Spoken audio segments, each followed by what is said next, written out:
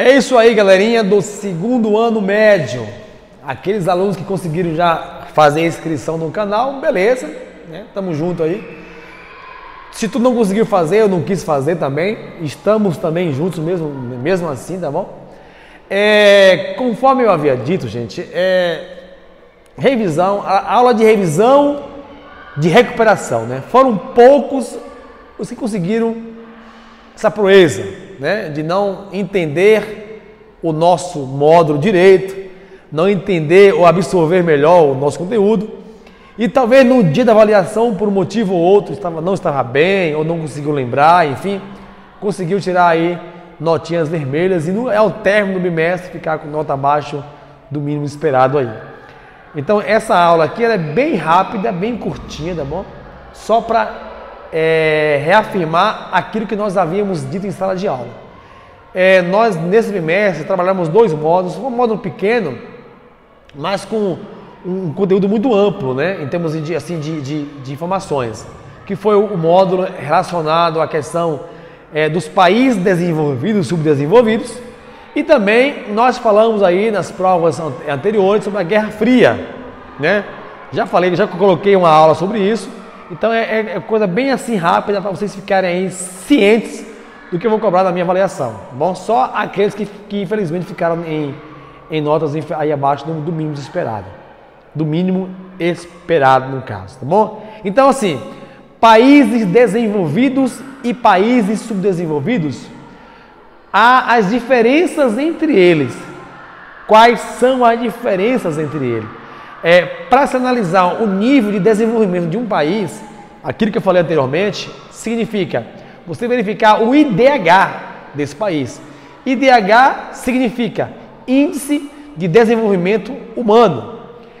O IDH ele é extraído a partir de algumas variáveis. Por exemplo, para se ter o IDH de um país, eu tenho que saber informações a nível de escolaridade daquele país.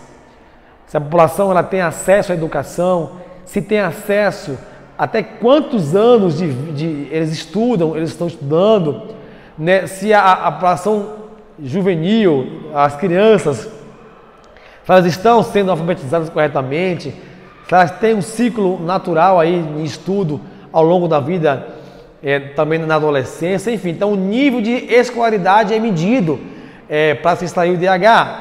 O nível também de expectativa de vida. Então até quantos anos de vida a pessoa tem em expectativa ao nascer. Então tem países que uma criancinha nasce e já ganha esse título. Olha, você vai ver no máximo aí 60 anos, 50 anos. Nosso Brasil aqui no caso, nós vemos uma média geral de 74 anos.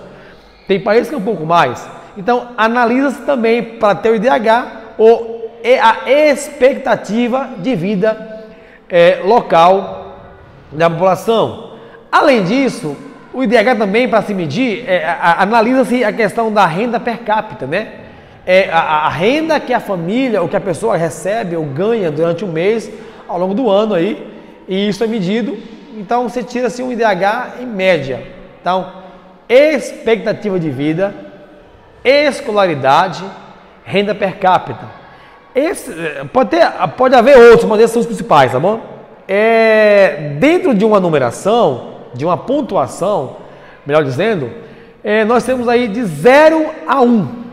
Então, quanto mais próximo a 1, melhor é o IDH daquele país. Então, 0,9,6 ou 0,9,5 ou 0,4.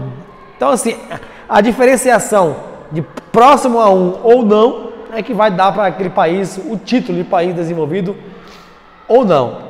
É verdade que isso eu falei também na minha última revisão, é verdade que alguns países que não são ricos, né, não tem assim uma economia muito forte, mas que tem um IDH elevado, né, que apresenta dados aí de IDH satisfatório em relação aí para a ONU, por exemplo, né?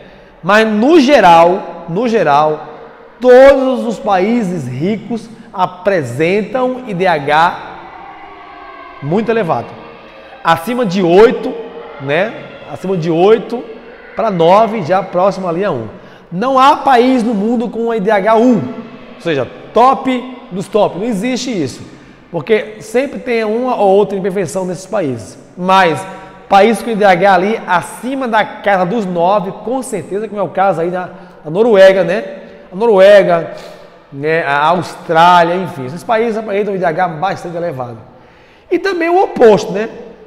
Os países que não têm o IDH alto, os países que apresentam esses graus aí de variáveis muito aquém, muito abaixo, né?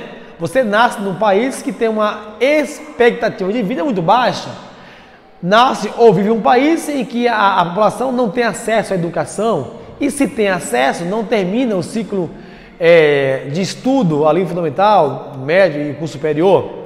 Ou você está em um país em que a renda per capita é muito baixa, que o seu salário mínimo, por exemplo, é muito mínimo mesmo, se é que podemos dizer assim. Você vive em países com famílias vivendo com menos de $5 por dia ou por mês. Então, assim, o IDH ele tende a cair, obviamente, aí esse país ele é desclassificado, a partir das suas numerações de IDH. O Brasil, até onde eu sei, está com IDH bom, né? Até alto, próximo ali a casa dos 8, né? 7 ponto alguma coisa. Então, assim, estamos num IDH até aceitável para os padrões da ONU. Mas muita coisa tem que ser mudada, não só no nosso país, mas nesses países que apresentam um IDH baixo, se comparado com os demais países do mundo. E por fim, eu falei também na Guerra Fria, ou não na guerra, mas da Guerra Fria, tá bom? Melhor assim. Falei da Guerra Fria em sala de aula, como ocorreu isso, quando ocorreu, quem estava envolvido nesse processo de Guerra Fria, quando começou, quando terminou. Então, aquilo que eu já falei aqui, já martelei aqui em outro vídeo, é o que eu vou acabar na prova, né? As nações envolvidas, as características que envolveram a Guerra Fria, as nomenclaturas como corrida espacial, corrida armamentista, Muro de Berlim, depois a influência a partir do Pacto de Varsóvia, da atuação ali também da OTAN, enfim, façam um estudo com base no que vocês viram em sala de aula, certo? E naquilo que está lá no módulo relacionado à Guerra Fria. Tudo bem?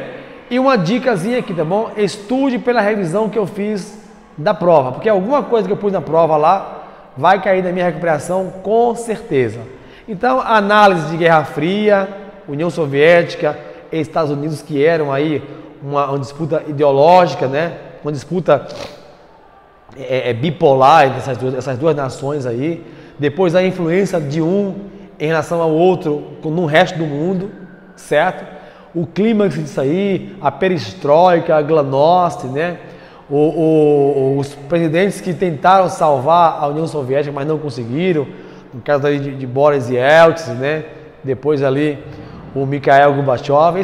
Então faça análise em cima desses contextos históricos, quando foi que iniciou e quando terminou a construção do Muro de Berlim, quando que ele veio ao chão e por quê, né? Então faça essa análise aí que vocês vão se dar bem na minha avaliação de recuperação, que são pouquíssimo, né? Pouquíssimo.